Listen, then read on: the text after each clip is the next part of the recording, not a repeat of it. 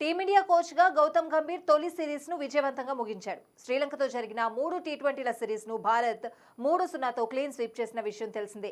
Super over కు దారితీసిన ఆఖరి టీ20లో అద్భుత పోరాటంతో టీమిండియా విజయం సాధించింది. అయితే విజయ అనంతరం డ్రెస్సింగ్ రూమ్ లో టీ20 సిరీస్ ప్రదర్శన గురించి గంభీర్ మాట్లాడాడు.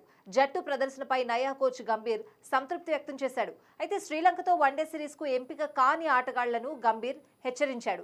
సూర్యకుమార్ యాదవ్, హార్దిక్ పాండ్యా, సంజు శాంసన్, యశస్వి జైస్వాల్, రింకు సింగ్, రవి బిష్ణోయ్ వంటి ఆటగాళ్లు టీ20 జట్టుకే పరిమితమయ్యారు. వన్డే జట్టులో చోటు దక్కించుకోలేకపోయారు. ఈ ఆటగాళ్లను ఉద్దేశిస్తూ గంభీర్ కీలక వ్యాఖ్యలు చేశాడు. వన్డే జట్టులో లేని ఆటగాళ్లకు సుదీర్ఘ విరామం లభించనుంది. బంగ్లాదేశ్తో జరగనున్న టీ20 సిరీస్ కు తిరిగొచ్చే ముందు ఫిట్నెస్ లెవెల్ నైపుణ్యాలను మెరుగుపరచుకోండి. అంతేకాని ఆ సిరీస్ కు ముందు సన్నద్ధమవ్వగలమని భావిస్తే కుదరదు. ఆ సమయంలో పూర్తి స్థాయిలో ఫిట్నెస్ ఉండాలి అని గంభీర్ పేర్కొన్నాడు. అయితే ఆగస్టు 2 నుంచి శ్రీలంకతో భారత్ 3 వన్డేల సిరీస్ ఆడనుంది. అనంతరం సెప్టెంబర్ మధ్యలో బంగ్లాదేశ్తో 2 టెస్టుల సిరీస్ ఆడనుంది.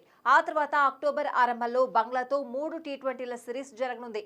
దీంతో టీ20 జట్టులోనే ఉన్న భారత ఆటగాళ్లకు దాదాపు 3 నెలల విరామం లభించనుంది.